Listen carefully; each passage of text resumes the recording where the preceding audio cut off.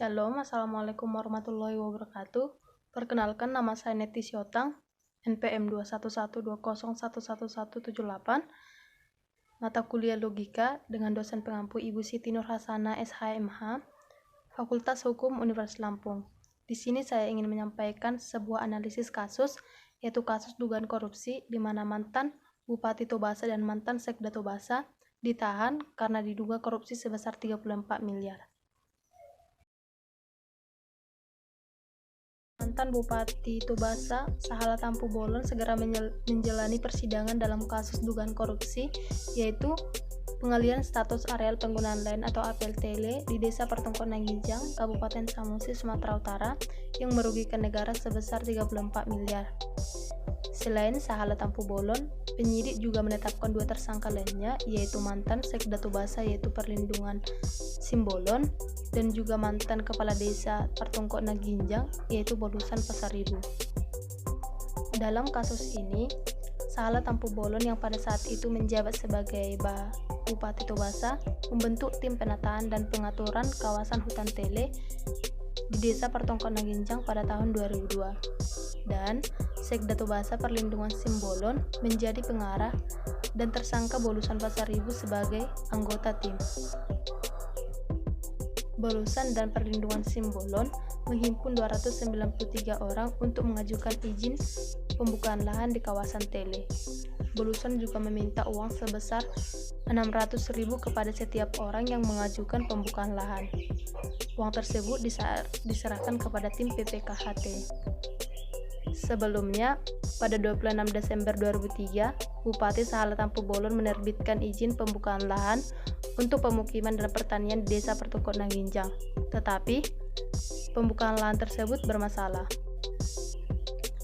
Sahala Tampu Bolon dianggap tidak melakukan tugasnya sebagai Bupati Tobasa untuk melakukan pengawasan terhadap peraturan perundang-undangan Laderprum di daerahnya, sebagaimana diamanatkan dalam pasal 5 Keputusan Presiden Republik Indonesia nomor 50 tahun 1980 tentang organisasi dan tata kerja penyelenggaraan Laderprum.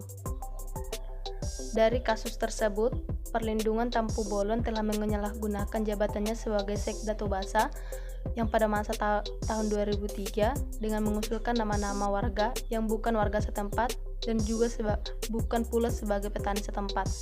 Sedangkan Bolusan Pasaribu melakukan penjualan atas tanah tersebut sebesar 15 juta per hektar pada tahun 2014. Bahkan tanah tersebut dijual kepada warga yang bukan warga desa tersebut.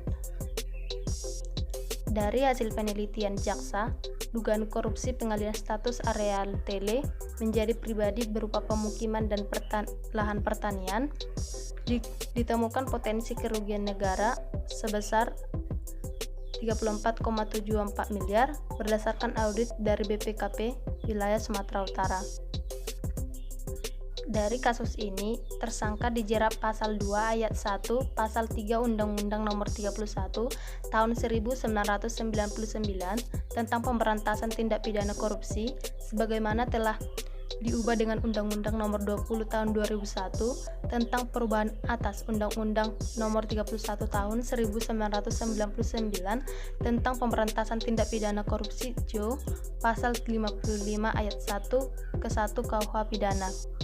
Nah, adapun isi dari pasal 2 ayat 1 Undang-Undang Nomor 31 Tahun 1999 yaitu setiap orang yang secara melawan hukum melakukan perbuatan memperkaya diri sendiri atau orang lain atas suatu korporasi yang dapat merugikan keuangan negara atau perekonomian negara dipidana dengan pidana penjara seumur hidup atau pidana penjara paling sedikit atau paling singkat 4 tahun dan paling lama 20 tahun dan denda paling sedikit 200 juta dan paling banyak itu 1 miliar.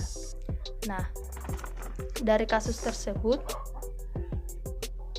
tim jaksa penyidik Kejaksaan Tinggi Sumatera Utara telah menyerahkan berkas perkara dan tersangka kepada Jaksa Penuntut Umum Kejati Sumut berkolaborasi dengan Jaksa Penuntut Umum Kejari Samosir Selasa 2 November 2021. Karena kejadian perkara di Samosir, maka Jaksa Penuntut Umum Kejari Samosir menerima berkas dari Jaksa Penyidik Kejati Sumut dengan koordinatornya dari Kejati Sumut. Dan untuk proses hukum selanjutnya, kedua tersangka kemudian dititipkan ke Rutan Tanjung Gusta, Medan. Demikian analisis kasus yang dapat saya sampaikan. Jika ada perkataan maupun yang salah, saya minta maaf dan ucapkan terima kasih.